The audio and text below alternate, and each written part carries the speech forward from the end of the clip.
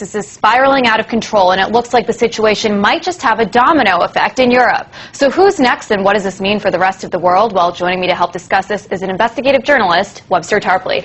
Webster, thanks so much for joining me. So first of all, it seems like a lot of European markets are panicking right now, and this has already affected countries like Spain, Portugal, and Ireland. Are we likely going to see a ripple effect here? Well, there is a ripple effect. You're in essentially the second wave of the world economic depression that began with the U.S. banking crisis of September, October of 2008. I would stress this is much less a matter of economic fundamentals than it is the commitment of a group of hedge funds and banks, a kind of a wolf pack, to attack sovereign debt in a series of countries. We should remember, on February 8th, there was this infamous planning session of a group of hedge funds at the offices of Monness, Crispy, and Hart in New York City, where they said, first we're going to attack Greece. That will allow us to attack the euro. Then we have the so-called PIGS group, Portugal, Ireland, Italy, Greece, Spain. But then they said every other kind of government debt, sovereign debt, be it nations, states, provinces, cities, or regional authorities, all of them would come under speculative attack. And that was the point made in particular by a guy called Donald Morgan of Brigade Capital. These are largely the people who helped bring down Lehman Brothers, Bear Stearns. They're kind of the wolves that gather when there's a wounded bank. Now, they use derivatives to do these attacks. They use credit default swaps. And yesterday at these Goldman Sachs hearings, that was what it was all about. When Goldman shorted Abacus CDO, they used credit default swaps to do it. So now we've got credit default swaps being used against Greece, Portugal, Spain, Italy. The British are very vulnerable. But now you can also get credit default swaps for American states, and this is something new. I was just about to ask you about here in the United States, how are things going to be affected here? You know, so many states are already looking for money because they have budget deficits. Right. Are those debt obligations going to turn into meaningless paper like it did in Greece? Let's just say, first of all, the states are a whole lot more solid than the hedge funds and banks, which are zombie banks that are doing the attack. But now you can get credit default swaps, allow you to place bets, because that's all it is, wagers, gambling.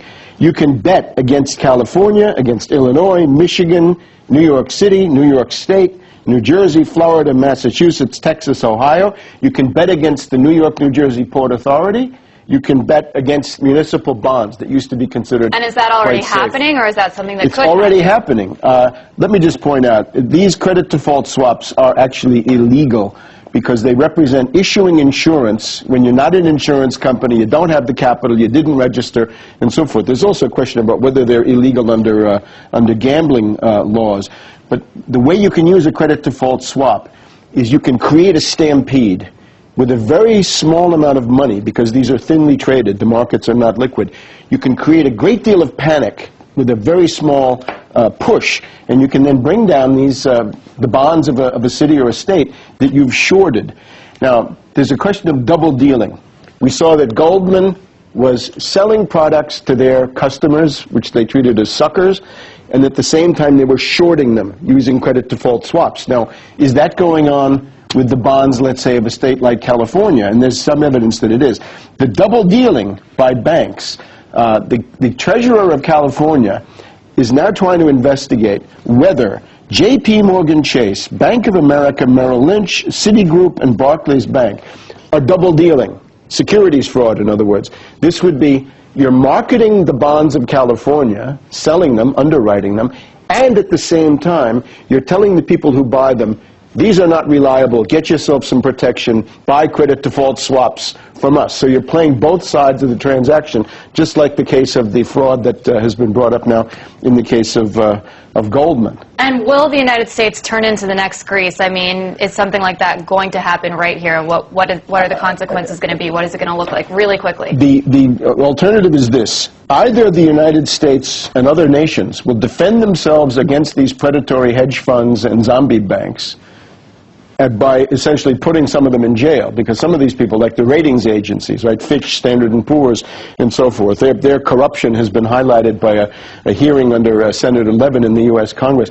Either they get shut down, or wolf packs of banks and hedge funds will attempt to attack and destroy the debt of sovereign states, and that will more or less bring the system of modern states to an end, and civilization with it, I'm afraid. The collapse of society. Well, Webster Tarpley, thank you so much.